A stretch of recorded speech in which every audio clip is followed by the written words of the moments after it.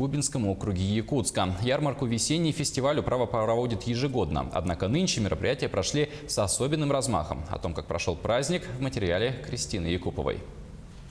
Розалия – жительница Губинского округа. Со своими детьми общественные мероприятия посещают активно. Этот солнечный апрельский день. Тут все хорошо организовано и для детей, и для взрослых. В общем, мне очень понравилось. Для маленьких гостей мероприятия здесь проводятся различные игры, конкурсы, спортивные состязания, вкусное мороженое, а также они могут прокатиться на ярком поезде.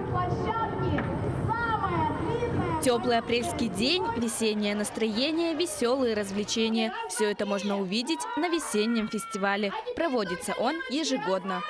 Сегодня совпало, что проводится предварительное голосование по «Единой России», праймерис, и как раз совпало очень много мероприятий, ярмарка здоровья, где жители могут проверить свое здоровье, к эндокринологу попасть, к кардиологу, терапевту, к узким специалистам, провести экспресс-анализы, ярмарка торговля у нас для всех слоев населения. И все это, чтобы придать еще больше настроения хорошего, праздничной весны. Поэтому, я думаю, задумка удалась. Дети сегодня очень в восторге, родители тоже, людей очень много.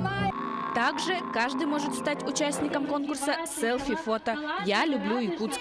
Победителей ждут достойные призы. Кристина Якупова, Павел Пахомов, Якутск.